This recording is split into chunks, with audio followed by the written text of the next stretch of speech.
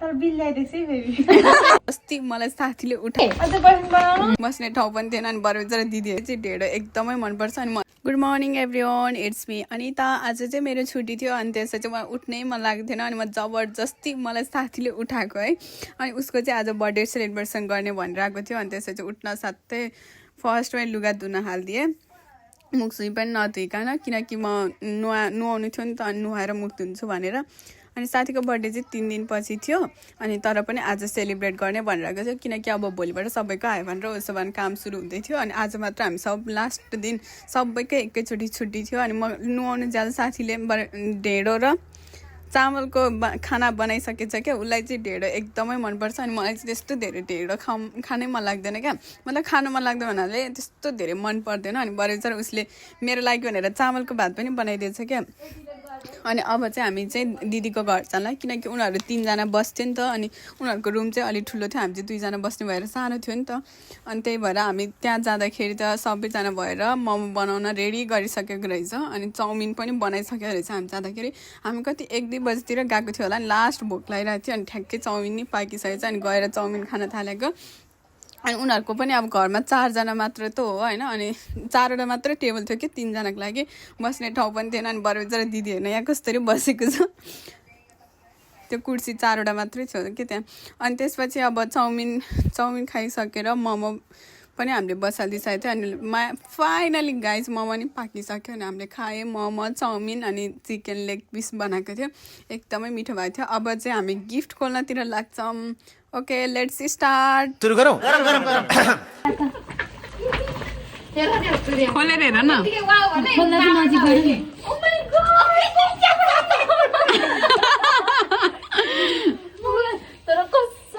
छिटो गर्न अरू नि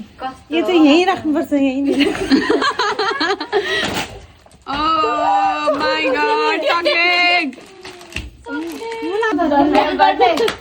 बनाइसके अरे कहना क्या चाहते हो एउटाले मात्र पुगेन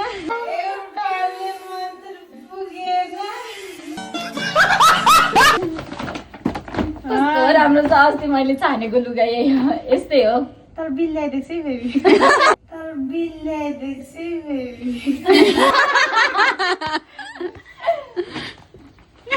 के भन्ने हो रेडी उसको त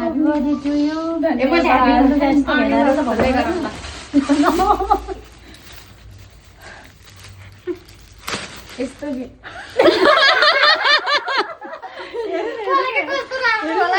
भनेको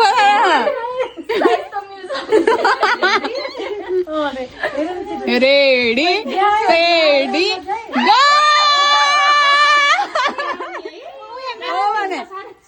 कस्तो राम्रो हो र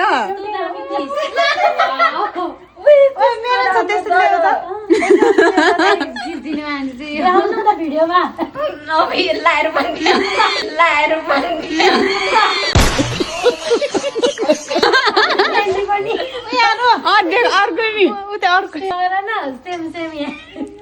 त्यही जोडेर चाहिँ त्यो पनि देखाउनु त्यहाँ के छ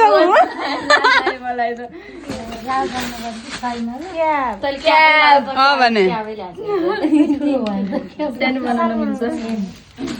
अनि यस्तो त सोचेको थिएन हो बाँड खानुपर्छ नि बाँड खानुपर्छ